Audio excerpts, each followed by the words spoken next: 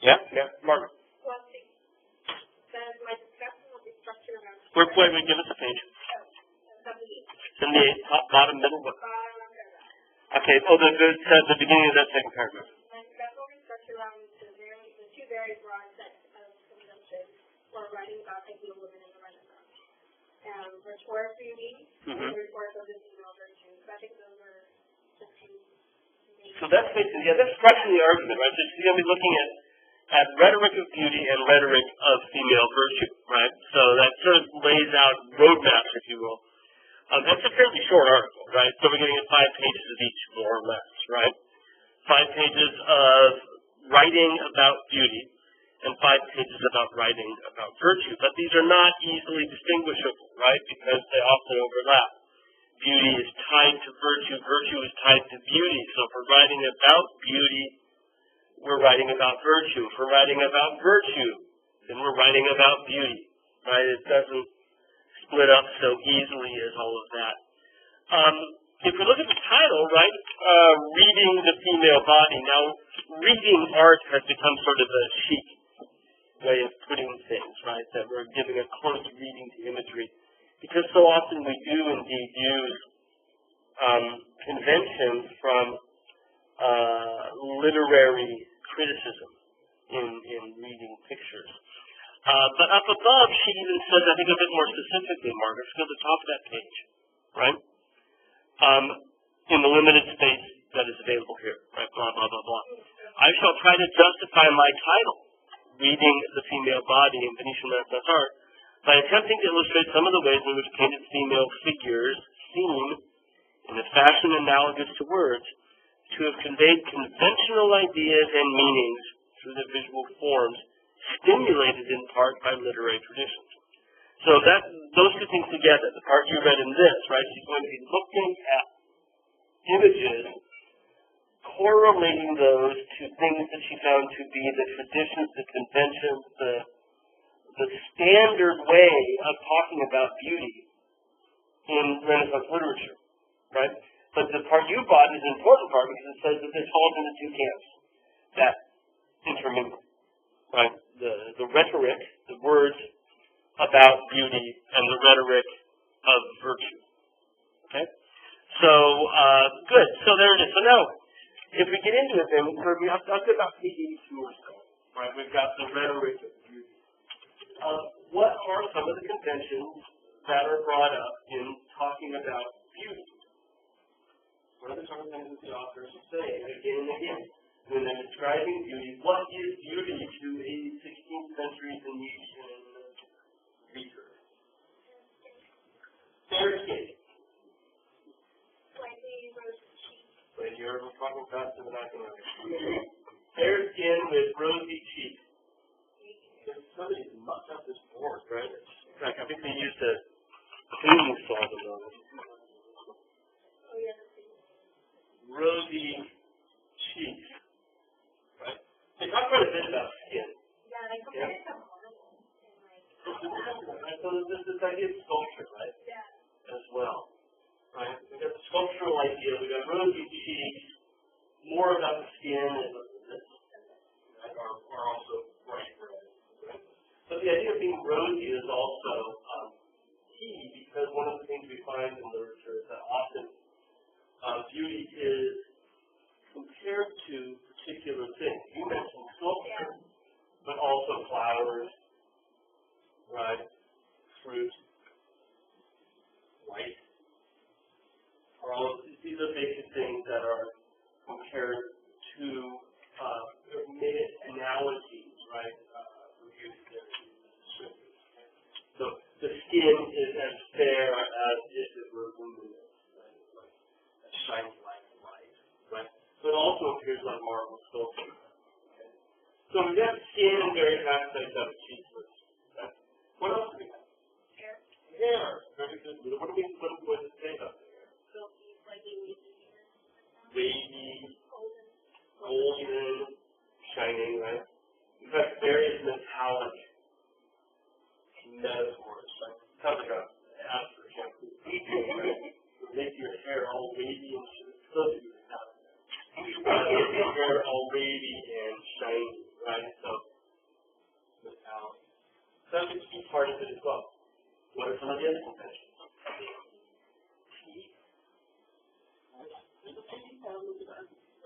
No, my friend should cover teeth like pros. Teeth like pros, okay.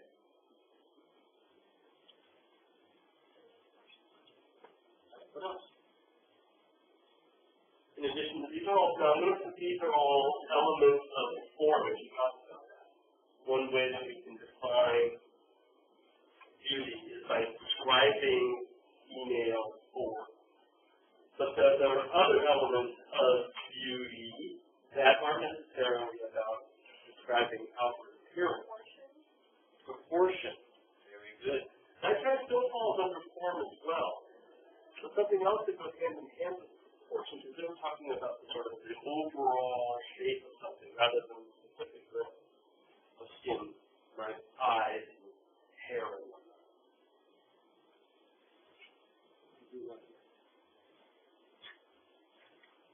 Gesture, right?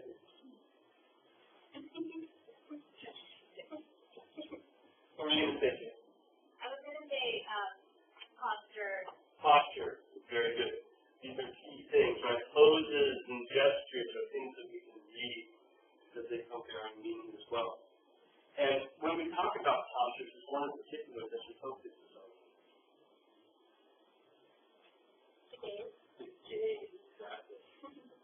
And from all of these, we learned certain things that were about the way in which a 16th century Venetian viewer would have been sort of pre-programmed to use that term. Right?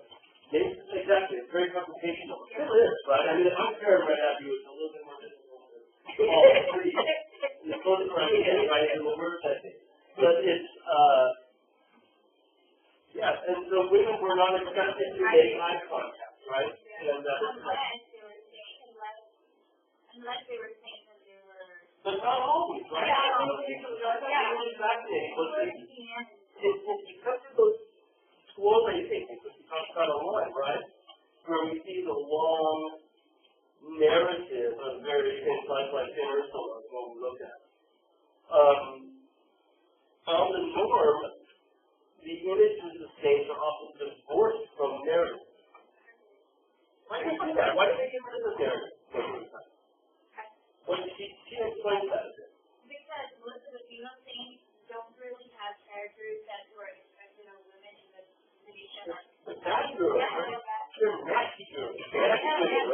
They're rebels and disobedience and. Yeah, they don't know where their dad comes from, right? They don't marry the people that they just set up with. Right. They're defiant unto death, right? It's one thing to speak your mind, it's another thing to follow your sword, right? Yeah. Mary Magdalene, part of that is that idea that you can celebrate her because you know she changed, right? It's not like other processes, right? Okay, so the gaze is key, the gestures are key, the proportions are part of it.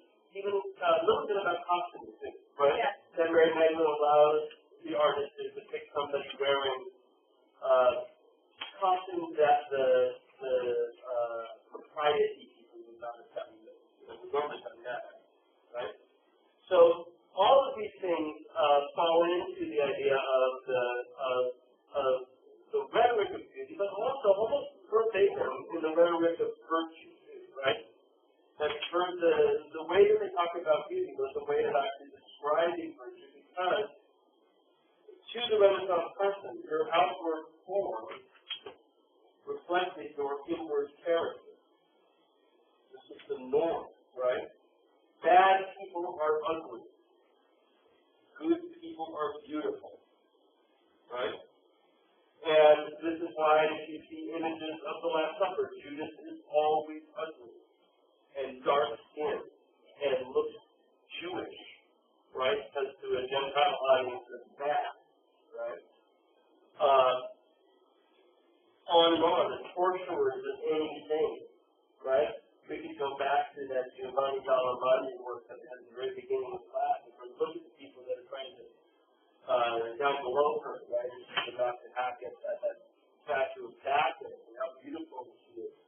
In perfect profile, that was another thing that was very individuals, right? So there seems to be an attempt up to around the 1520s, she said, right? Because you have to remember that when we talk about Renaissance art, we're talking about a very, very big period in history, right? It's like talking about all of American history in one word, right? Because we've been around for just over 200 years. And the Renaissance lasts for just over 200 years, you know, in the grand scheme of things. And you don't want to say that it's all the time the same. Right? Things morph and things change. And around 1520, you get more direct eye contact. Right? You get people that are taking the traditions and questioning them as well. And just a hint as to why that might be. There's just the beginning there where they talk about sociological changes, in particular prostitutes becoming more honest. You can read that between the lines, right? The courtesan net, the honest courtesan. But it became an honest profession rather than a dishonest profession. The kept woman, right? And that seems to happen 1520-ish. That is a movement. So the idea that you have courtesans who can make eye contact and be more proactive part of society would, in fact, have an impact on how women are portrayed. So, it's bias. It sounds like a legitimate way of looking at things. There are many problems with it. The methodology of looking at literature as a way to try to understand images. I mean, it makes sense because literature is, you know, it's kind of, it comes from what's going on around you. And art is kind of like that too, and spirit is sort of related. Yeah. This idea of things being a reflection of an age, right? The ethos of exactly, a zeitgeist, and that's true, and that's sometimes philosophy, the spirit of the age. Zeit, time, zeit, spirit, right, and zeitgeist. The great Hegel, that's a German philosopher, defining the ethos of a particular period or age, right? Other terms for this, right, are biases. And for us as historians, one of the things that's important to look at or think about, try to do, is to step away from our 21st century biases, try to take off our 21st century glasses, and understand how people might have looked at it in the 15th century. The question is, how do we find that out? How do we do that time travel? Right? And so for Mary Rogers, part of that is to go back to literature. Now we can look at other things as well. You wouldn't have to stop with just poetry, which is primarily what you looked at poetry, right? You could look at political history. You could look at laws that were enacted, right? Because those give us a very strong sense of what moral sensibility is, what was deemed proper and improper, right? So you can totally look at legal history. You can look at theater, right? Because there you often have the same figures also that you do sometimes in the poetry as well, the same figures behind the painting, and in a visual, presented visually. Sometimes you can ask you have a copy that are given to you in place, right? So that's another fruitful source that we could look at, right? We could just look at biographies. What were women able to do? What were various figures able to do? It gives us a sense of what we're really looking at. How do we understand that? So it's fairly straightforward, and gives us this, something to back up. It gives us another slide of what we're looking at Fellini and Titian, which is looking at here, right? We already heard from me, right? Somewhere about the hair up and down thing, right? But I think that was in there as well. The hair down was for women who are, and so this is your honest courtesan, right? Most likely with the unbuttoned blouse, right? Dress pushing up out of that overdress, even though it's covered by gauze, right? But these issues that bring in your other senses, certainly smell, right? The evocation of fruit and flowers as engaging your other senses than simply sight. here we have perfume bottles in both of them, right, on the back wall here. And here I believe that the both things are discussed directly by Roger anyway. Right, the luminous landscape as a foil for her luminous skin, right? The mirror could be seen that way too, couldn't it? Right, mirrors reflect. They hit mirrors and look like the light is coming out of them, right? So that could be seen also as a foil, as a way of amplifying the idea that the skin simply glows, right? The leading figure is actually going to She very much does. Let's get to that part. I meant to talk about that. So the sculpture thing is kind of an interesting thing, right? Because what sculpture presented to painters was, especially antique sculpture, ancient Greco-Roman sculpture, was a perfect set of proportions, right? Now, I don't know. I don't know enough about Greek sculpture to tell you whether or not the Greeks felt that the outer form reflected the inner character. I don't know if they're seeing inner character in those sculptures. You know what I mean? I think that they are just perfect forms. But for a painter, they presented something to aspire to, a level of perfection that they should try to get at, right? And as Jay was mentioning, the one on the left does, except for the fact that it's seated, but yes, it easily reminds us of various Venus statues. The flesh, the fact that they're very, look at all of these statues and think about how little there is for the women in the way of deep shadow, right? Going back to this idea that they just glow from within. The darkest shadow for Titian's is under the chin here, right? But for the most part, the skin is brighter than almost anything else around it, certainly brighter than the chin, right? And it's not that the light is falling there, it's almost as if she glows from within, right? And I believe Bellini's as well, because even the deepest shadow there, which is just above her navel, right, that crease above her navel, isn't all that dark, really, insofar as the darkest darks of the composition. Something I can learn from. I always overshade things, things get way too dark, and don't leave them luminous enough like this, right? But that whole sculpture thing is also presents something else that we've talked about in class a couple times over. And that's the idea of the rivalry between painters and sculptors. Paragone, right? There's an English word, paragon, and we tend to use it differently. Paragon in English is the ultimate example, right? So a paragon of virtue is like the perfect example of virtue. But paragone, which is the same Latin term based for each of them, is the term that was ascribed to this ongoing friendly debate between sculptors and painters in the Middle Ages. Where, painters said that we're better because we can landscape and color. And sculptors said we're better because we can dimensions, right? And painters said, yeah, I'm going to observe, that painting is a gentlemanly practice. Sculptor's craftsmanship. And Leonardo said that, Leonardo said he didn't like sculpture, he tried sculpture, but he said he didn't like the fact that his sweat caked into the blood on his body. Right?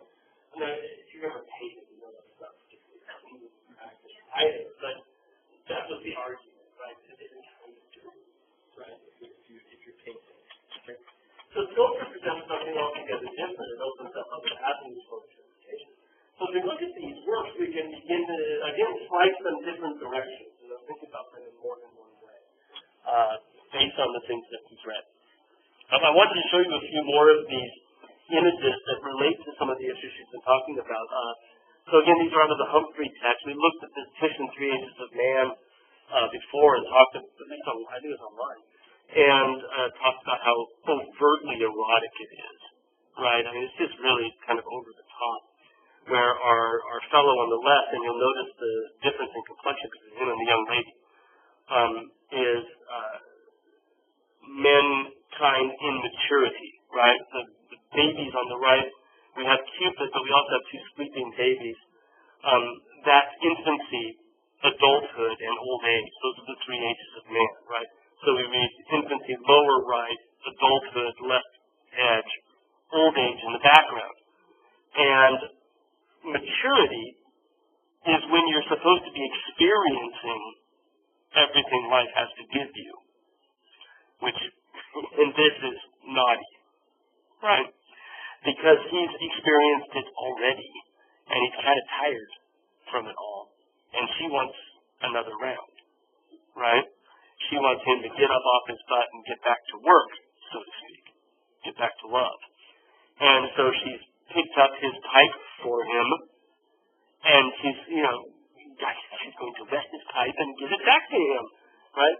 And it's obviously these are naughty pictures. This is not your father's Renaissance, as they might say. These are Venetian pictures are really much more overtly sexualized. And again, the fact that one of them rises from his crotch and her hand is on it. If you think about it in a two-dimensional level. But if you look at her dress, right, and the fact that her hair is down and out, there's that metallic, gilded hair, right, skin that shines from within, and a bodice that's all but falling off, right, to entice him. And of course, we can look at other metaphors in the landscape we did before. Giorgione's picture on the left, Laura was the beloved of Petrarch, the poet. He saw her once when he was a child, right? He fell in love with her forever, saw her once again just before he died. But she became his muse, this woman that he had seen, Laura. And she is always depicted with laurel branches. Laura, laurel, you get it, right? That's not particularly complex symbolism, right? But because Petrarch was inspired by Laura, the laurel branch had become a symbol for poetry, right? The symbol. Yo! That was the clock. What did you do? You did it, Ileana. Well, now I can keep you here as long as I want, because the clock is falling down. Well, we'll figure that out later. That was terrifying. You know what it is? Talking about naughty pictures, it's probably the crude look. Jesus is looking that way. He's got his head pointed this direction. So he stops the clock off. Right? Stop the time. Shut up, Margaret. In the last season? Well, okay, so this is Petrarch's Laura, but it's also probably one of these honest courtesans posing for Giorgione, because she's certainly not dressed like Laura with that red coat lined with fur and the thin gauze wrapped around her shoulders that doesn't really even hide her nipple, right? So it's a highly eroticized image as well. And many people think it might be a portrait of someone in the guise of Laura, but this is always a problematic thing, because it does look portrait-like in the face. But if it's simply someone posing for a Laura picture that he's painted as if a portrait, portraits are commissioned. Portraits are things where I'm going to go to you, Crystal, you're a painter, and say, I want a portrait of me, would you please paint me a portrait? And I'm going to pay you for it, and I'm going to have some say over what it looks like, and I ain't going to pay if I don't like what I get. Right? That's a portrait. But if you're going to just have someone pose who happens to be convenient, and you make it look portrait-like, is that really a portrait anymore? Especially if you flip it into something else. Now, we do have a Venetian tradition of people being painted in the guise of famous historical characters. That happens, right? But there's a dividing line there that's difficult, right? And this one is one of those difficult pieces.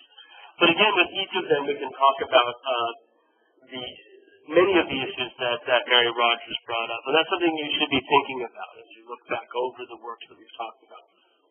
How can I apply this reading to things we've already seen, or keep in mind for things that we're going to see in the future, especially as we get closer and closer to the final? Right. Rogers talked about the profile, the chaste and pure profile, and we talked online about Carpaccio's Virgin reading, which certainly brings that chastity, right? that virtuousness into the picture, but she also talked about the fact that after 1520, you start to get these direct eye contact, right, that we see in the St. Catherine on the right, which we'll talk about more towards the end of the class, right? So that's, but again, even though the hair is more bound up here, more tightly bound up, there is all of the elements that she's talked about apply to these ideals of beauty, these paragons of beauty in Venetian painting. There's so many pictures of solo women. You know, we spend time just looking at Bellini's half-length Madonnas, and we could probably apply this reading to those as well, right? Yeah, she does. Only one or two of the late ones, though, right? But I think we can go all the way back through and sort of go back through those PowerPoints and sort of think of those again as other ways of talking about them. Later today, we'll be talking about Lotto and Sebastiano del Piombo. But now this is definitely, right? Lucretia was a Roman princess who fell on her sword, killed herself rather than get married to somebody she didn't want. But this is definitely identifiable. Lotto is a fantastically interesting painter for a couple of reasons. One, he signed almost everything and dated it, and sometimes down to the day when he finished it, right down to the day, right? But over and above that, for the last 15, 20 years of his life, he kept a journal, an artist's journal. And inside is everything he did artistically and what it cost, right? He kept an account book. And it's like no one thing of its kind. So there's a signature down there. And it tells us a woman named Lucretia Valier, or Valier, as Lucretia. So this is one of those portraits we can definitely identify as taking on an historical role. Although it looks like one of those British judges' wigs on her head, doesn't it? On top of her hair. I'd have to look up what's going on with that portrait, the picture that she's holding or drawing there. That's Lucretia. Lucretia killed herself rather than get married to the person that her father had set her up with. And so you can see the picture in the drawing is, holding that. Now, how she's actually Lucretia is another question, right? But this is over in London. Down in the National Gallery, maybe a portrait of a young woman. We'll see later today or on, Tuesday on this? Yeah, later today or on Friday. That this is problematic as well. It may just be a professional model, but the wise virgin who keeps her flame under cover, right? And that's what she's holding up to the right, her torch, right? So, but again, beginning to look directly at us, which we see more in the Lotto than we do in the Sebastiano on the right, because she's really not looking at us, right? She's looking past us. She's looking over our shoulder. Sorry?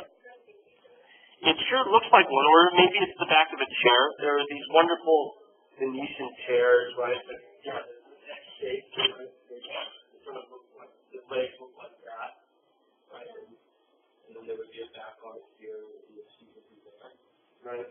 So they had serious flat. Standard Renaissance furniture. So it could well just be that. That's from the National Gallery, London, not our National Gallery. London website to find out exactly what's going on with that. I thought I'd bring a close-up of her eyes because they really are pretty terrifically painted, right? But she's not really looking at you, right? She's looking past you. I also think she looks like Joan Riggins a little bit. Your colleague, Susan here, right? With different colored hair. Okay, so that gives us an idea of some of the things that Rogers was talking about. It's also important to remember that she talks about the Assumption of the Virgin. What does she have to tell us about the Assumption of the Virgin? Do you remember that section? She talks about Titian's Assumpta, the Assumption of the Virgin. And she mentions some things that are different about this than your standard images of the Virgin Mary.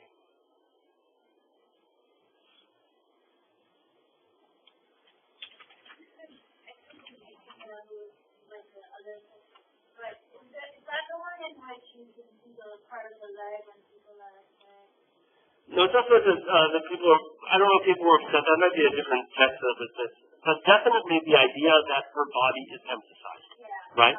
Underneath the clothing. The clothing, the big blue thing, I love this picture, but the big blue, purple blue bit, which By the way, Leanna, it looks like the color of your Paris Bourdonnais.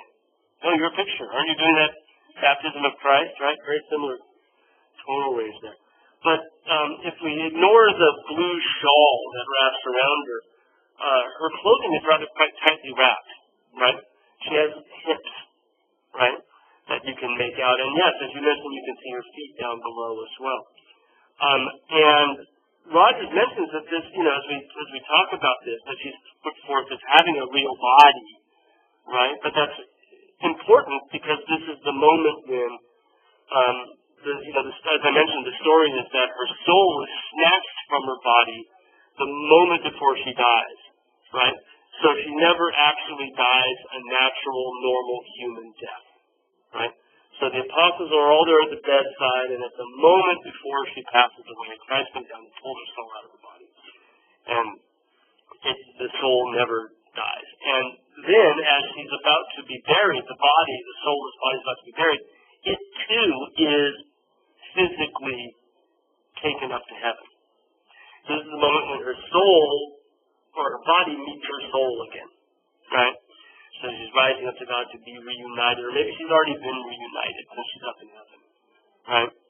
But since it's about the resurrection of the body, Titian makes it about the body, right? So it amplifies some of the theology here. Okay, I'm going to finish up talking about early Titian. We're going to move on and talk about Lorenzo Lato today. But remember this painting on the left, the Assumption of the Virgin, is in the Franciscan Church in Florence, right? The Frari, F-R-A-R-I, right? The Frari Cathedral. And it's still there today. It was made for the high altar of the Frari Cathedral. There's a beautiful altarpiece there by Bellini as well. I think there might be one by Mantegna there as well. It's a good place to go see art in situ in Venice. And that's one of the great things about Venice, if you ever have a chance to go, if you're not sick of it all by the time we're done with this class, is that a lot of the works are still in the churches and the buildings they were intended to be seen in the first place, right? And that's the case for Titian's Assumption of the Virgin. This 23-foot tall picture is still right at the altar in its original frame, right, where it was intended to be seen. It's never left, right? F-R-A-R-I, the Church of the Frari. It's also called Santa Maria della Glorioso. I don't do Italian, but Glorioso, right? But it's also the Church of the Brethren. Frari just means friars, the brethren, because they're the Franciscans, the Franciscan brothers. Yeah. Now, also in this exact same church, off to the left-hand side in the aisle, is another massive painting by Titian.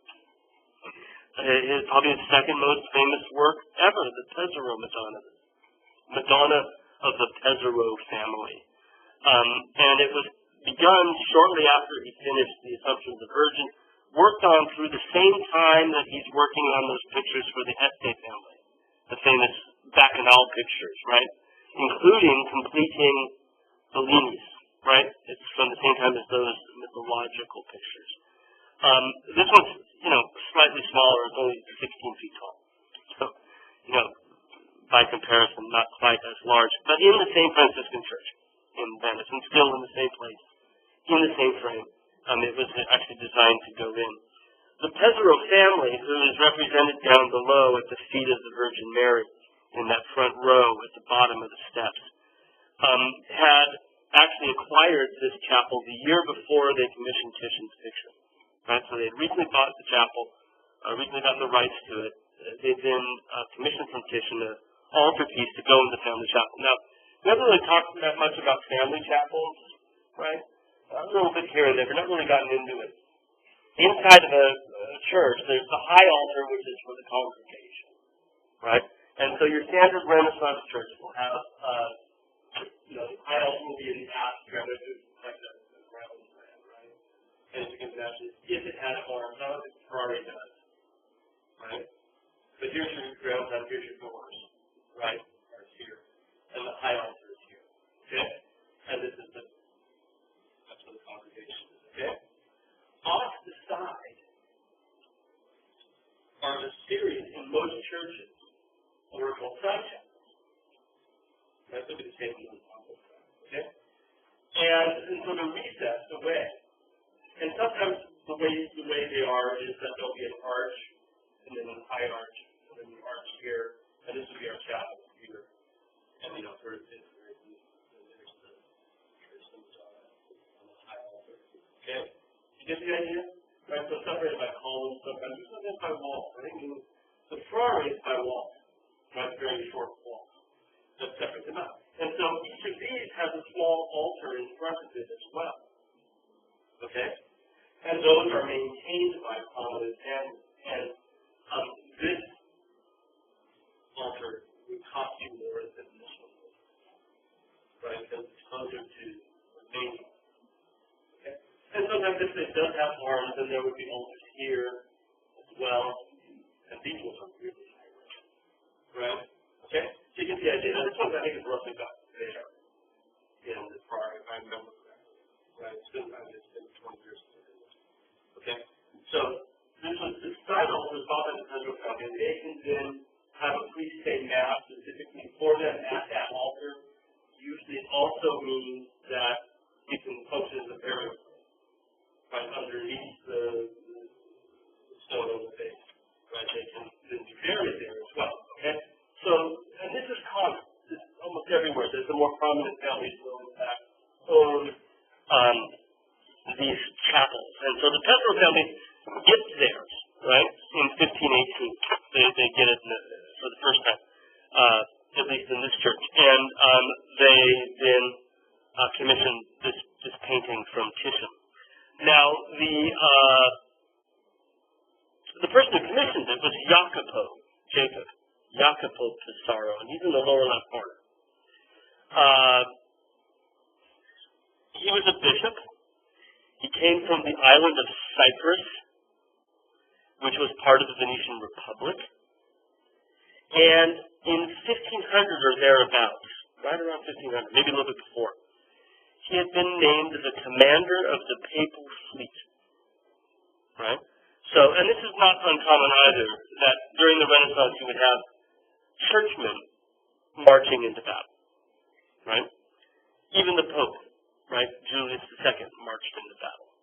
Many of the popes from the Renaissance did. So, our bishop, Jacopo Pesaro, was the commander of the papal fleet. It had been named that by Pope Alexander VI, the Borgia Pope, just before Julius II. Okay? And Jacopo, why is this? I lost the slide. Let's see what comes up. He's been one of Titian's earliest patrons. There's a picture I have, and I don't have it here. It may come up later. One of Titian's very earliest pictures, he did it when he was 15 years old. That shows, well, I got to show it to you now, don't I? But I'll tell you what it shows first, because I can't really talk and navigate at the same time. But it shows Jacopo Pesaro being presented to the Virgin because he has led the papal fleet into battle against Turkish troops.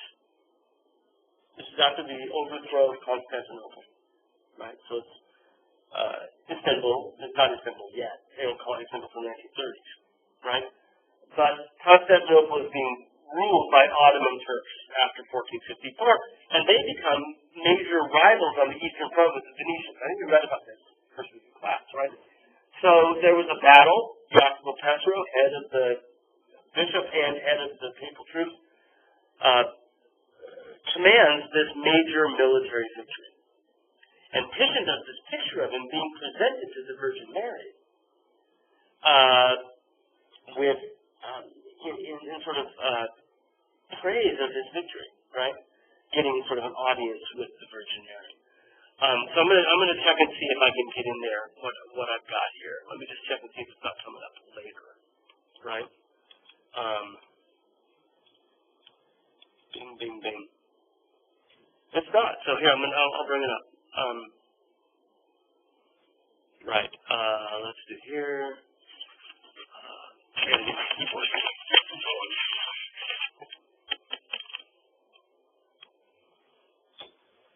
Okay, hang on a second. Ding, ding, delete, picture, documents.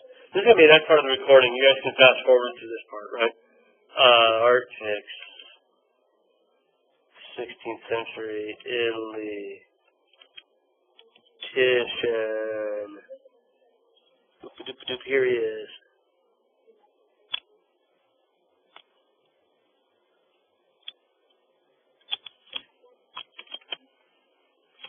Okay.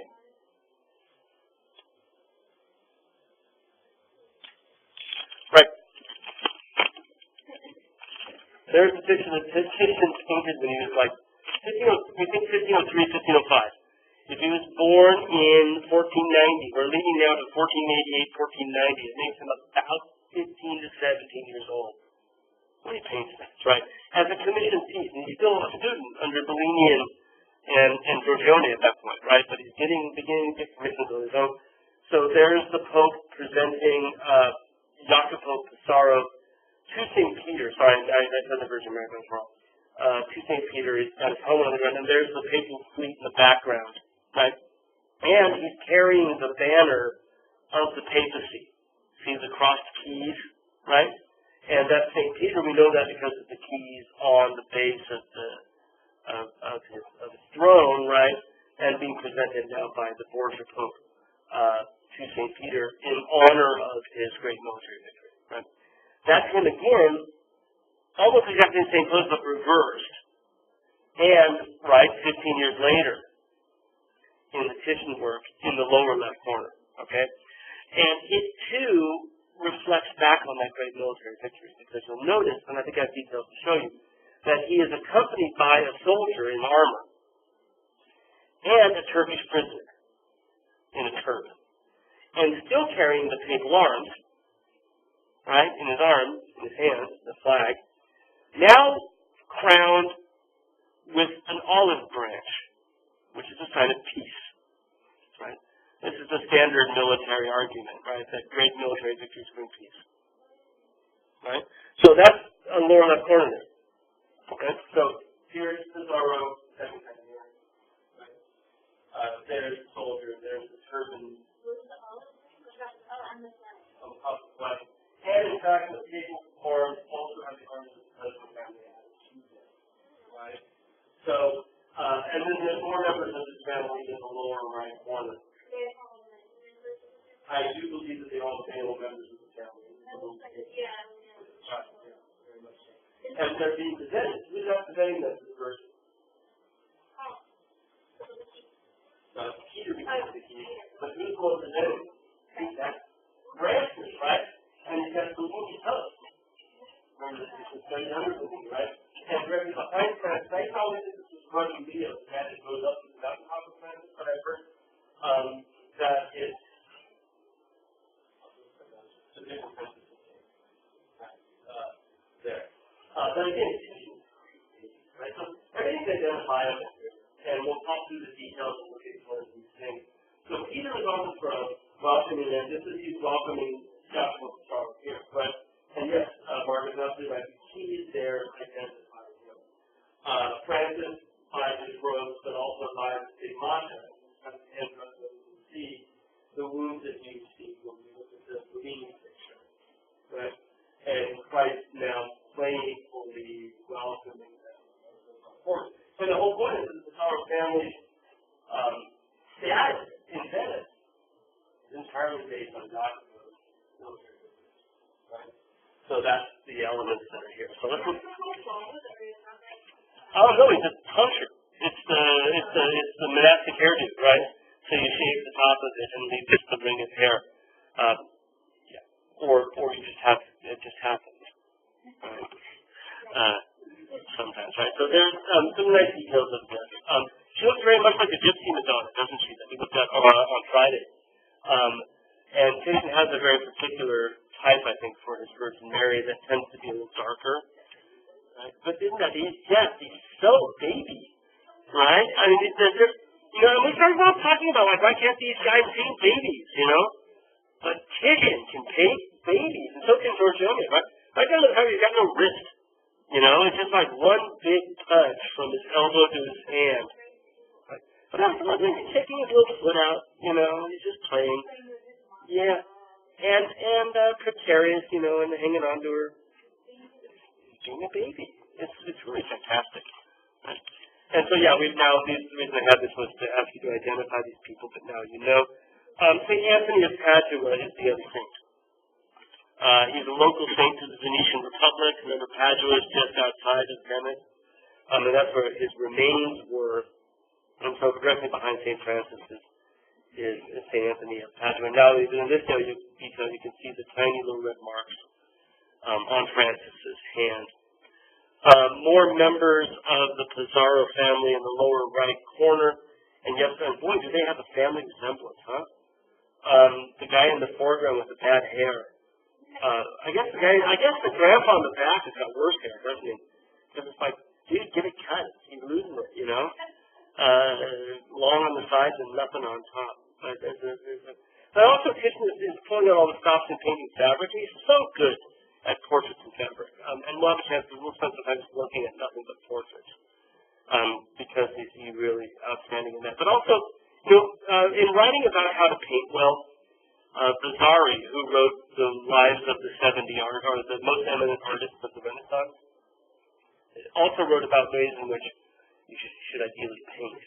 And I think he's quoting Alberti, who wrote a treatise on painting. And one of the things that he said is that you should put somebody on the edge and looking out at you, the viewer, because that draws you into the picture. And it really does, doesn't it? It also gives it a sense of immediacy, in the same way that the Christ child does, right? That it just has that sense of sort of changing as you look at it. And I think that's one of the things that makes Titian such a fantastic artist, are some of these risky things that he does. And I think I might have some drawn over sections on this that we could look at. Right, so there's Peter halfway up the stairs. He's looking into the Book of Life. He's standing, even though it looks almost like he's seated, but from his feet you can tell it's well planted and standing. And he's leaning on the Virgin's throne and checking to see whether or not Pizarro's name is in the Book of Life. Right? He's going to admit him to heaven. And the Virgin is the gate to heaven. Right? And that's kind of the theme that Titian's working with. You have this stairway that leads toward her, and she's sometimes called, you know, let Zeppelin be darned, the stairway to heaven. But those columns that have no structural reason, they're not part of architecture, they're just columns. So you can see the building behind them, but they're bigger than that. They're not a porch, they're just these massive columns that go for nothing. They go up to heaven. Right? Those are part of this metaphor. You rise the stairs through the Virgin and up you go, right, to heaven itself. And they just go past the cloud line, you know, and there are the angels up there with Christ's torture implements, right, in heaven itself. The column has other references. I mean, the Virgin is often referred to as sort of the column of heaven, as a great support of heaven. And also there's a famous 15th century saint, St. Bridget of Sweden. Now, even though she's in Sweden, her writings are really well known. And she was a mystic, and she had visions, and she wrote about them, and people read them. And one of her more famous visions is she sees the Virgin Mary at the Nativity. Right? And after giving birth to Christ, she steps back, looks at him laying there, and realizes what's happened, and is struck by the immensity of this, and starts to faint. Right? Because she realizes this is the Son of God. Whoa! You know, that sort of post-shock moment. And over and above that, she also has a vision of the fact that he's going to be tortured to death. Right? So this causes her to faint, and according to St. Bridget of Sweden, as she fainted, right, and fell back, there's a column there that she rested against. That gave her more division because Christ was tied to a column when he was whipped, right? So all of this fits together about sort of seeing his nativity, the moment of Christ's passion. So the column that's directly behind the Virgin Mary would have been associated with that as well, right? So it picks up multiple versions. Now there's Jacopo there, praying. it looks like he's holding something in his hands, but that's just the reflection on the armor of the unnamed soldier. He looks portrait-like. I'm curious to know more about him. And you can see he's actually got two captives there. He's got a Turk and a Moor, right, a black man, behind the Turk. You can take that himself, right, his ears here. Yeah. So he's captured people from Arab lands, North Africa, as well as defendants. And this all goes back to that famous battle in 1503 when Yaqub of Psaro led the papal forces against the forces of Islam. Right? And there's a nice detail of the papal banner. You can see the cross keys of St. Peter and the papal tiara on top of it, right? So if you were even to hazard a guess, that should give you a good guess as to exactly what it is. What animal is that? It looks like a cow or a bull, yeah. And that might be the horns of the Borgia family themselves. You know what it is? I think the reason I don't have the right picture is I opened up the wrong file because that's my last slide in this. I know I've got a ton of slides. So I'm not quite sure what happened here. I'm going to hit exit and figure this out and pause. I'm not going to worry about it, right? Things are not always perfect. Okay. As we move forward, online we talked about these very fascinating landscapes by Giorgione the Titian, right? And how he is using the woods and the landscape realm outside of civilization to be a place where amazing things take place, right? That's populated by visionary experiences of allegorical figures, perhaps even nature herself, nurturing a child but exposing her nudity to a gentleman from the city, right, who's come out to the countryside. And he's being inspired by what he sees, perhaps even sexually inspired by what he sees, right? On the left, the Titian picture are another musician from the city, from the same dramatic musical group, the Company of the Stockings, has gone up to the countryside to ploy his trade, and is also being inspired by, and perhaps erotically so, these personifications of inspiration, right? Personifications of song, right? So again, holding the pipe in just right place, and there he is with the shepherd who is either teaching him a song or learning from his song, right? Even though shepherds are almost always musical anyway, right? But their heads are way too close together, right? For this to be anything other than there's an attraction here between the two of them. I always thought that they looked like sportscasters who always are sitting in the booth way too close to each other, right? You never sit that close to anybody. But also the gaze, longingly into each other's eyes. And people have argued that the shepherd is actually trying to figure out what's going on behind the lute, because he's kind of looking down, right? Okay, so there are these images of the countryside that have sort of allegorical significance, right? And these are part of the Giorgione school. And then we look at these two little works that may come from the same context. They both may have come from a jewelry box.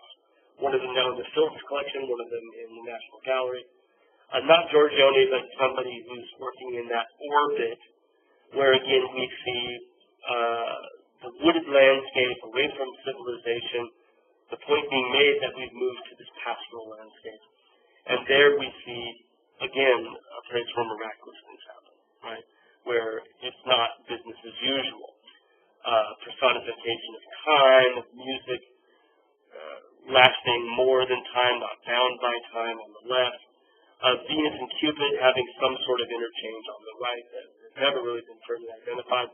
But originally in front of a locked box, there's a keyhole that's been painted over in the middle of this. And these both may have come from different panels of that same box. Well, that sets the stage for Lorenzo Lotto, who's, the more I read about it, the more I kind of like Lorenzo Lotto. I used to always kind of skip him But we have a couple of wonderful allegorical pictures by him in the National Gallery, both almost exactly the same size. This one an allegory of virtue and vice. And the character is really similar to some of Giorgione's woodland allegories. It's worth noting that Lotta was born around 1480 and Giorgione around 1478. So they're roughly contemporary people with each other, right? Titian's about 10 years younger. And it's just that Giorgione died so young, right? Lotta lives all the way to the 1540s.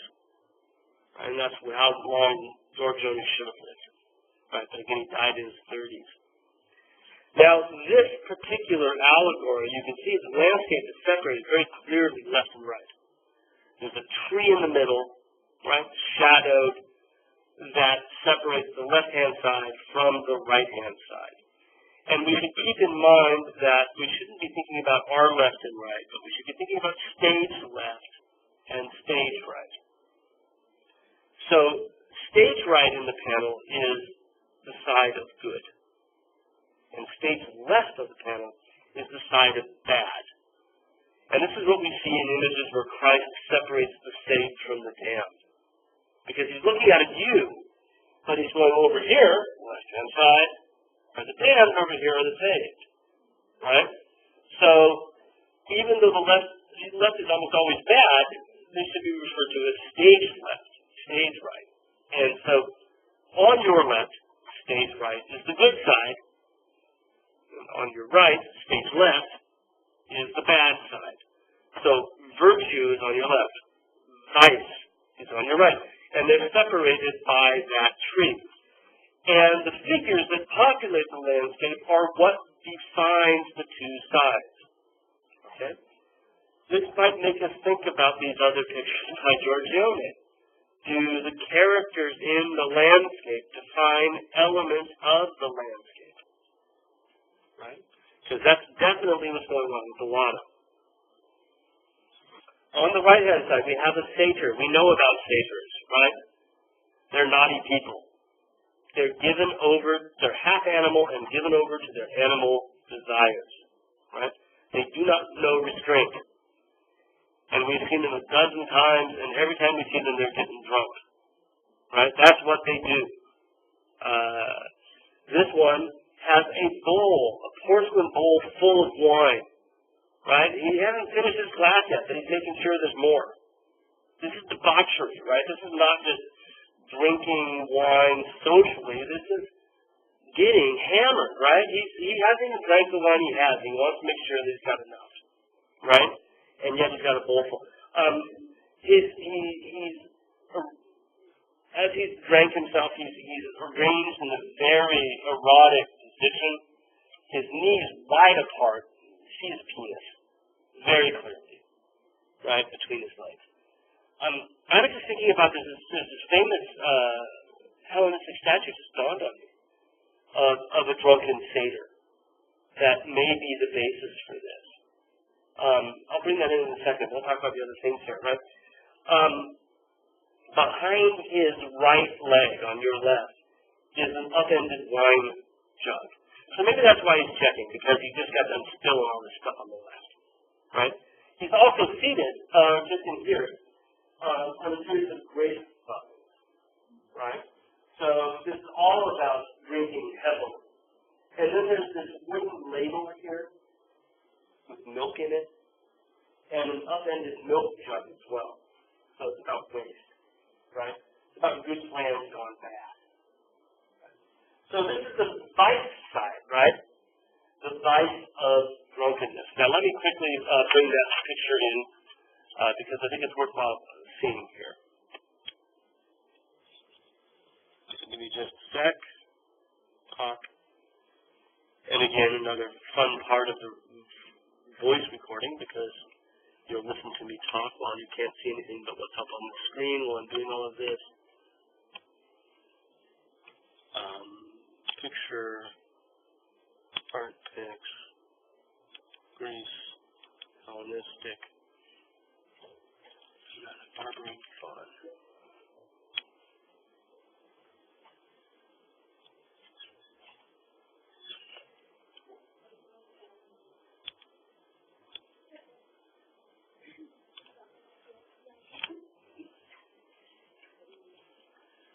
Okay, here we go.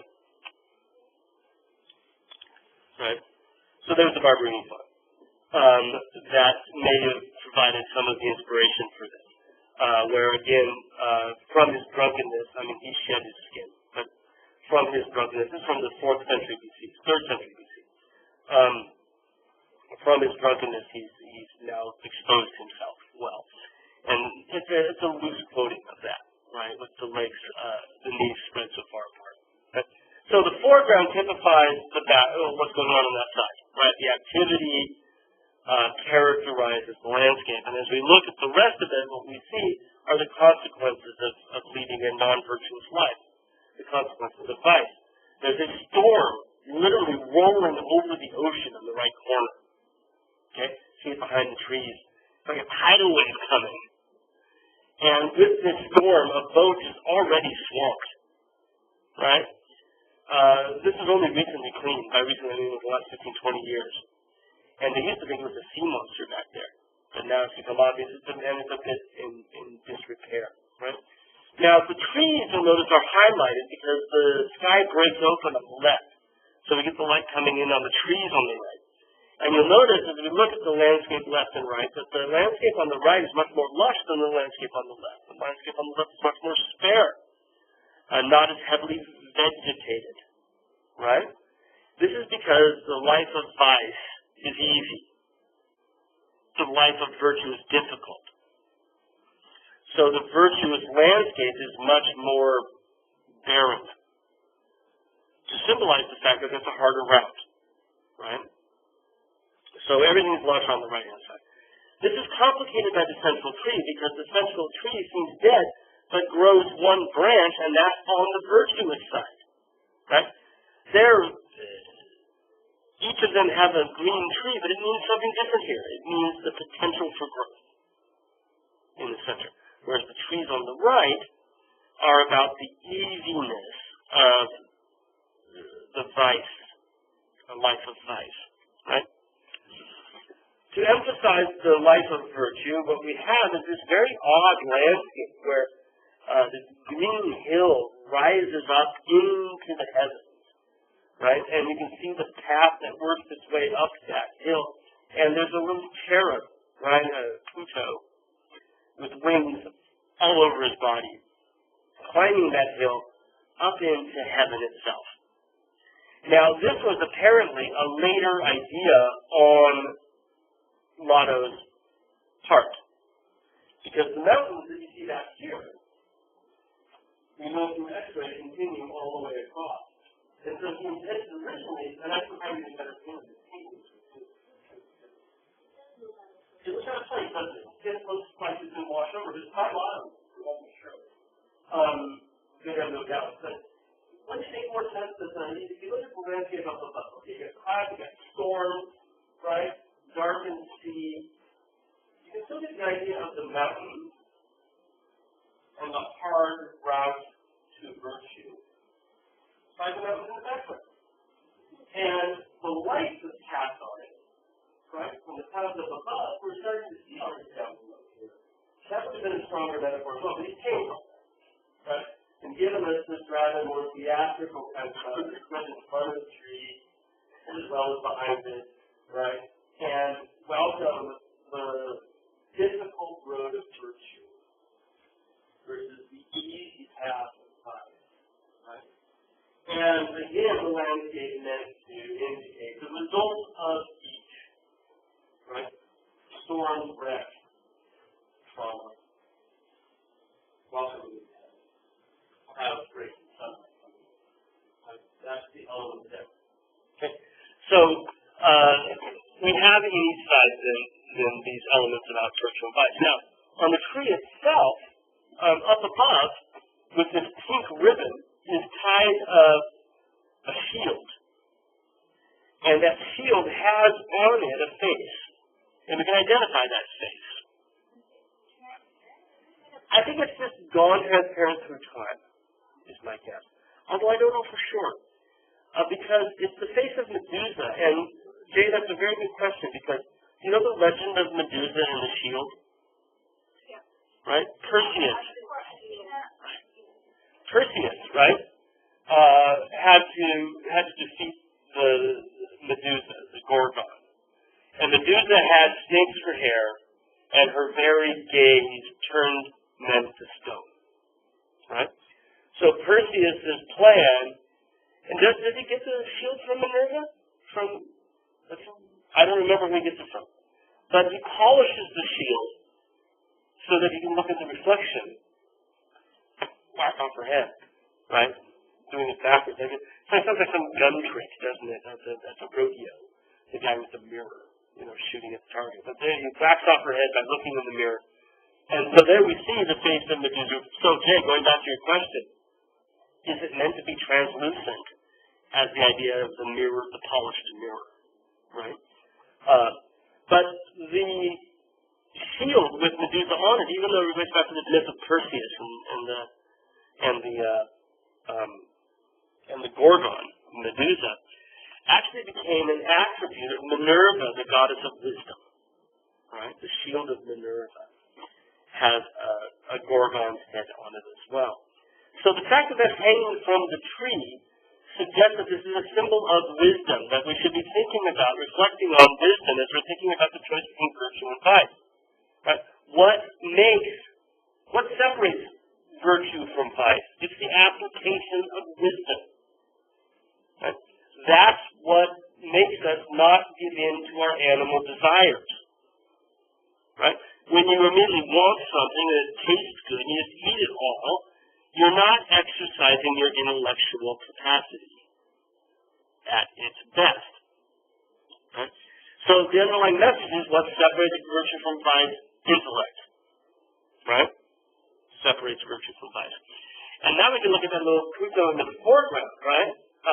Because what he's doing down there is he's playing with implements for measurement and geometry. Exactly right. So he's got two books, Symbols of Learning. He's got a sextant, right? That's that circular bit. He's got a protractor. He's got two different compasses, right? And you can see in the dirt, he's already been drawing things in the dirt. So he's practicing intellectual engagement. He is the foil, the savior, right? The savior is comforting his body, pleasuring his flesh. The Cupid figure, the cookie figure, is intellectual. Right? So that's vice, is virtue. And to drive the point home, in addition to the mathematical bits that he has there, right? There are these ones there.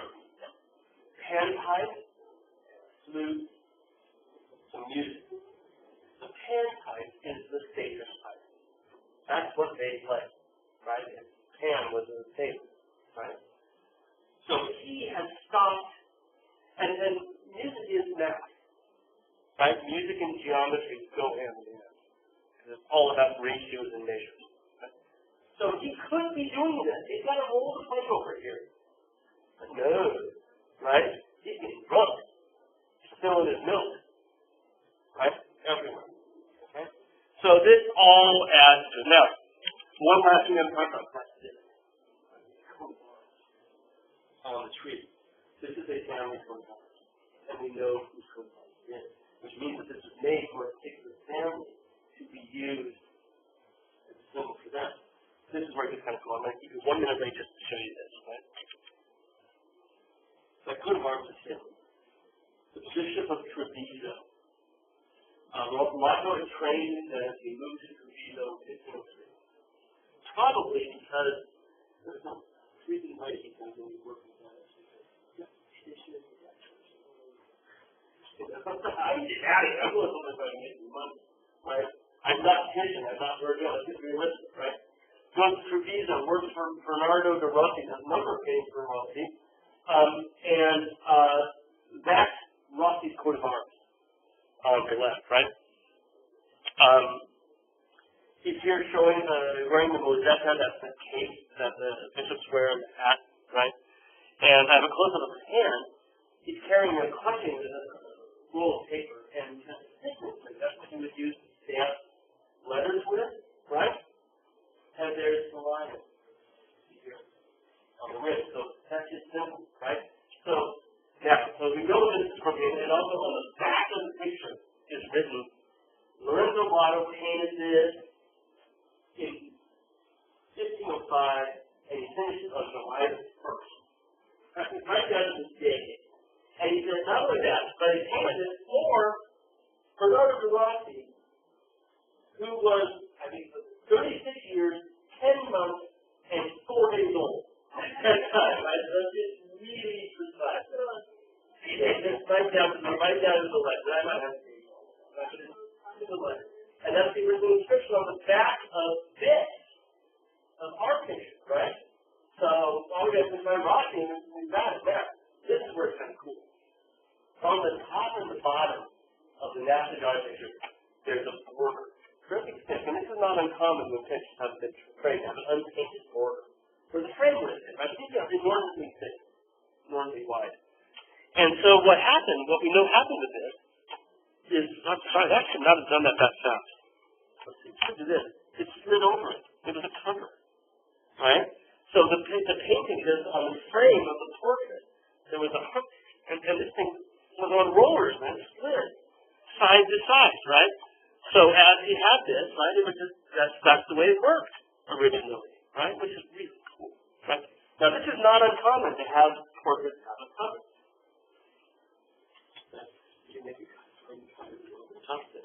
And usually they're hinged, right?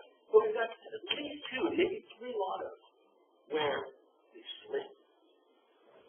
This is with 2 of them. So I wanted to get to that, wrap that up, right? Before we, so I'm sorry we're 3 minutes late. It's not that you can tell because it's awesome. Okay.